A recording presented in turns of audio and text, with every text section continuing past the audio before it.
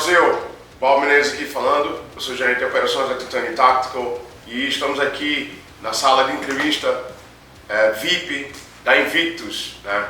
E temos aqui comigo o meu sócio, melhor amigo e veterano Navy SEAL, Rich Graham. E poxa, temos a grande oportunidade de entrevistar e pegar um pouco das coisas que ele tem na cabeça para vocês aí saberem mais a respeito dele e também da gente da Titanium, né? Como eu falei, ele é meu sócio e a gente vai passar para vocês aqui quem somos nós e quem é ele. Rich, please tell Brazil about yourself, man. How did you know, let's start with you before you were a Navy SEAL, because as I understand, you've always told me that you always have had a combat, how can I say, background, you know, with fighting, martial arts, things like that. How did that guide you into, you know, the special operations? Like, oh, I want to go into the Navy to become a Navy SEAL, you know. Could you please tell Brazil about that? Yeah, so I started Thai boxing when I was probably 14 or 15 years old, right before going into high school. So like right between 8th grade and 9th grade. And I fell in love with it. I loved Thai boxing. I loved different contact sports. I'm not sure if Brazil's familiar with it, but we have a sport up there that's from our Native Americans called lacrosse. Lacrosse? Yeah, lacrosse. It's a very fast-paced, super technical but aggressive sport. I loved it. And I had some scholarships for architecture that I was looking at going to. And basically my last year of high school, as I was getting ready to sign the contract to become an architect, or to go to school to become an architect. Because you had a scholarship? Yeah, because I had scholarships. It's an 8-year program to get your license. And when I just remember like looking at the paperwork, it's like, do I really want to commit 8 years to this kind of job? Like, I just love, you know, fighting, and I love action, you know, action and all that stuff. And I had heard about this group called the Navy SEALs. This is prior to September 11th, the terrorist attacks. So there wasn't a lot of books, there wasn't a lot of information yet. I had just heard that this was an elite special forces group that had the most challenging missions, and it was the hardest unit to get into. So I was drawn to the challenge, and it was a last-minute decision. And I didn't sign the scholarships, and without really knowing what I was getting myself into, I signed up for the Navy, and a few months later I left for boot camp and went through the SEAL program.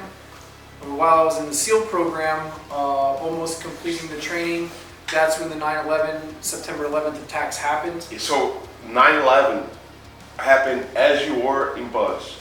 Yeah, I had about maybe a month left of training. Wow. Yeah, so things obviously changed, and everyone knows what the last 20 years has entailed as far as the global war on terrorism.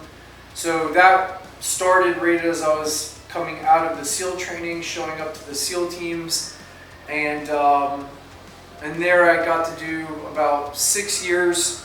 It was amazing. It was a great experience, and then I developed a medical condition that didn't allow me to stay at the SEAL teams anymore or in the Navy, so I got medically pushed out of the military, and then I found myself in a position, in a transition, going, what do I do next? So I just started personal training to buy time, just because I love fitness and I love martial arts and all that. And some of the people that I was coaching happened to be police officers. They asked me to come out to one of the sniper schools because I was a sniper with Naval Special Warfare, and that went really well. And then I got invited to come teach some SWAT teams for pistol training. A friend of mine that we trained together, we started developing some different training methodologies of our own, and some Greg Mahovich, right? Yeah, Greg Mahovich and I started developing the combat mobility system, you know, kind of finding the areas of issue that we felt the guys in the military weren't getting trained on, and as we started working with police departments, we started seeing deficiencies, and there were certain areas of training that no one really elaborated on, or no one ever really went into more detail with. It was just assumed you would know how to do it. But being a personal trainer and being a martial artist, there's a lot of people who don't know how to do simple movements. And that could be from injury, that could just be from lack of ability, or they've never been educated on it.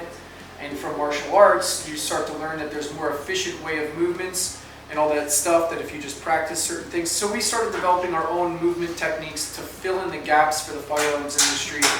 And yeah, it just, one thing led to another, and here I am. I've been teaching firearms full-time since 2012, 2014. Well, 2008 to about 2011, 2012. I was still personal training, teaching martial arts, and teaching firearms training. Around 2014, I basically put everything else kind of on the side, and I was like, I'm just going to teach the firearms portion of this. I'm going to treat like a real business and not just do it for fun. A full-time job. And I'm going to treat it like a full-time job, and since then it's just taken off, and I've been booked out and very busy and traveling all over the place, helping train civilians, police, all sorts of stuff. It's been awesome. So yeah, it's quite interesting that you and I we started talking like around 2011. Yeah. And then you came to Brazil in 2012, and we started doing our courses for the Brazilian sector, right? Ever since Titanium Tactical has been quite the honor and privilege to be doing this with you. We've had the opportunity to train, most of the Tier 1 units here in Brazil. Yeah. As far as Titanium Tactical goes, what is your take on what you have seen in these 10 years that we've been active in Brazil? Like, from the first time that you came until now, what have you been seeing, like the development or improvement of, the police officers and equipment and training, and what can you tell us? One of the big things is 10, 11 years ago when I first came down, a lot of the officers, they only had like caliber 38. You know what I mean? They weren't allowed, and most of them weren't allowed to have rifle calibers yet. They weren't allowed to have 5.56. No, that's the civilian shooters. The police officer had the 40 calibers and the 5.56. Very limited though. Yeah. It was very limited. Most of them were still shooting like a pistol caliber out of a rifle. There was certain special forces units that had it, but the body armor, they had armor that was rated for 380. It was level 3A armor, and I remember just looking at it and be like, dude, we're the bad guys here carrying, AK-47s. They're shooting 7.62 and 5.56, and I'm like, well, the 3A armor doesn't stop that. So you're wearing this gear that's going to be completely ineffective to what the threat is that you're facing. So over the last 10, 12 years, we've seen a much bigger uptick in training. We've seen the equipment get much better. The calibers that they're using now are better. It seems like the officers are having more access to training. The civilian market has obviously switched with different rules that have changed and laws that have changed in the last few years, to where the civilian market is more able to have access to firearms and train to protect themselves and their families. Over the last 12 years, I've seen it shift for the better for the everyday citizen to have the ability to defend themselves, and also for the police officers to be able to better protect themselves in the communities. And now, yeah, it's still expensive, but you see it's much more readily available for the everyday person to be able to have a firearm, get some training, and learn how to protect themselves. They implement those laws and they put in tight gun restriction. All that happens is the people can't defend themselves. The criminals have a higher probability of winning in a crime. because you can't defend yourself. So it emboldens the criminals. You lose your freedoms. It doesn't actually stop the criminals. The criminals get bigger, and what happens is the void where you're stuck at the bottom in this gap between an overbearing government and overbearing cartel and organized crime, and here you are at the bottom of the valley stuck between two entities that want to control you. And at the end of the day, the person who winds up being, you know, the butt of the joke or the victim really is the law-abiding citizen. They're the ones who pay the penalty for trying to do it right. Right. Yep. As far as the Brazilian operators, is there anything that you've been noticing that has been changing or improving in them? I've definitely seen an improvement in the special forces groups here in Brazil.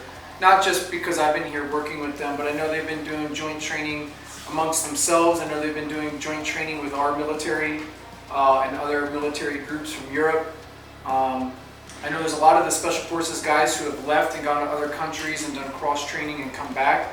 So there's definitely been a noticeable seeking of knowledge and training and perfecting the skills, putting in new tactics and being open to different tactics and techniques, right? But obviously places like Rio de Janeiro and stuff like that have a very specific scenario. Yeah, just the environmentals there and the situation there is not one that's common with other places, just based on the landscape. So certain tactics and techniques have to be modified specifically for that region and for what they're facing. But I think they're doing a really good job at improvising and being creative in how they can, you know, tackle these tough situations and implementing technology and you know, different things like that. You know, I know they've been really increasing the helicopter capabilities, the sniper capabilities. I mean, we just saw an amazing display of the special forces groups doing a jump, a very, very hard the jump. opening here at W2C. Yeah, at W2C, a very windy day, low cloud cover. I remember standing there looking up and I go, these guys will probably do it because they're hardcore, but I could not imagine the dude in the plane signing off on letting them jump out of this plane today because the winds are too high and the cloud cover is way too low. And they did it and they pulled it off. It was really impressive to see. So the capabilities are continuing to improve. And it's fun to watch. It's definitely fun to watch. It's fun to be a part of. And the stories coming back from the guys, hearing that the different things that we were covering had worked and saved lives and helped them win, makes it worth it, you know what I mean? Right. How do you see W2C for the second time, you know, our workshops over here? What is your, you know, what's your point of view as far as last year, this year? It's a great event. I mean, the event brings in a whole wide variety of great instructors. We have police officers coming in from all across the country, which is great to see. Different departments of police too. You know, you have your PRF Highway Patrol, you have your special tactics guys like COT, you have your military police officers who are just doing daily patrols, civil police officers. So you have a wide variety of people coming here to perfect their skills and get a little bit more information, see new products that are coming out to kind of get an edge, which is great. The Armor Light base facility itself, and I've had this discussion in the United States many times, and you have to understand, for the police officer to come and get the bad guy, right? That means the bad guy already committed the crime. Yeah. The police officer doesn't come before the bad guy commits a crime, right? So Rich, could you please tell the people watching us what the FSW mentality or lifestyle entails? Yeah, so my company, Full Spectrum Warrior, it's essentially, like you said, it's my training philosophy, it's a lifestyle. When I got out of the SEAL teams and I was being a personal trainer, you know, and teaching martial arts, and then teaching shooting, the company wasn't called Full Spectrum Warriors, called Trident Fitness, but as it shifted more into the firearm side of the house, the name just didn't really make sense, because one of the things that was happening is, as I explained to everyone, Full Spectrum Warrior as our training methodology, it just made more sense and we shifted the name. But the premise of Full Spectrum Warrior is this. A lot of people were coming to me and they go, Rich, I want to shoot, run and gun and shoot like a Navy SEAL, right? The John Wick shit. Yeah, but here's the problem. You very quickly find out that learning how to shoot accurately isn't all that hard. You know what I mean? It takes practice like anything else, but it's not that hard.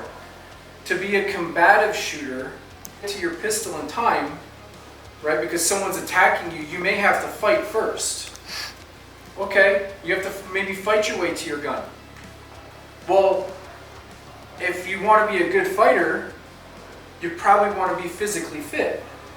Because you're only going to be able to be so effective if you have no strength, speed, mobility, right, endurance. But to do that, it's a much bigger process, and it's a lifestyle that you truly have to buy into.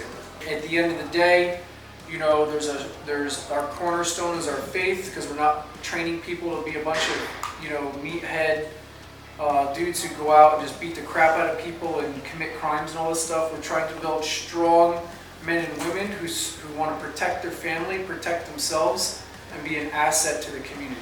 So, dude, because of our honorable and respected work that we have been doing in Brazil now for 10 years, right? It hasn't been easy. We have been recognized by a lot of respectable companies in Brazil, such as Sig Sauer. And we're about to make a lot of good things happen with Sig Sauer. And how do you feel about Sig Sauer sponsoring Titanium Tactical? It's awesome. I mean, we used Sig Sauer when I was in the SEAL teams. I have multiple Sig Sauer pistols myself. My pistol that I carry for my own self-defense and protection when I'm in the States is the Sig Sauer P365. And they're trusted and true weapons, and it's one of the top of the line companies out there. So it's awesome to have them look at what we're doing here in the country and saying we want to attach our name and our brand to titanium and the training that you guys are giving the civilians and police here. So yeah, it's exciting. Exactly, an honor indeed. So Rich, here at W2C, you know, can you tell the people about our workshop? You know, what does it encompass? Yeah, so we've been focusing here at W2C on the combat mobility system that I mentioned earlier. And again, the combat mobility system is teaching our officers how to move with the weapon. And I know it seems like one of those things that's common sense, but the reality is there's a lot of police officers who every single day have a gun on them, but it's in a holster. So just because you have a gun on you every single day doesn't mean that you're efficient with how to move with the weapon once it's out. We use knives every day to eat dinner. Are you a knife fighter? No, but you have a knife and you use it every single day. So because you have it every day, like, yeah, I know how to handle a knife, but do you really? You know? So the combat mobility system helps us move with the weapon, have good muzzle awareness or where our gun's pointed. So when multiple officers are working together, there's no accidental crossing your barrel across your teammate, no accidentally shooting your teammates. As silly as that sounds, it happens more often than you would think. How do officers utilize cover or concealment the best way possible to reduce exposure to the threat? How do they get into different body positions, right? And why we would use a certain position for a certain situation, and then how to transition between those. And again, coming from a personal trainer standpoint, if you were to ask someone, hey, do a squat, any personal trainer can tell you, most people, if you ask them to do a squat, the body mechanics of their squat are way off. And this happens from all sorts of things, right? but in the same complex of, yeah, dude, just do a squat. It's easy, right? Not that people can't make the squatting movement when they sit down on the couch and get up or get in and out of the car, but the same reason why they have knee pain and back pain and neck pain, right, in doing simple movements has to do with the mechanics of their movements are wrong. And a lot of times the mechanics of our movements are wrong because we spend the entire day at the computer and we build bad posture. The bad posture forces us into bad body mechanics.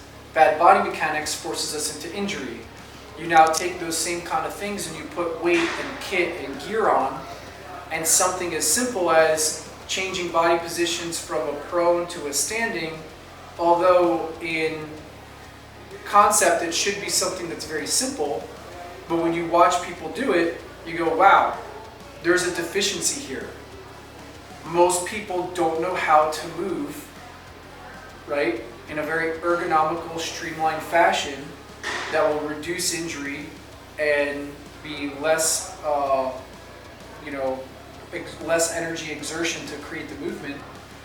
So we help try to fill in those gaps. So understanding the importance of which body position to use, when to use it, reducing exposure, our personal mobility with a weapon in our hand, not sweeping our partners while we're moving, and then all of a sudden it fills in the gaps so you can move fast and efficiently and be in the right position at the right time.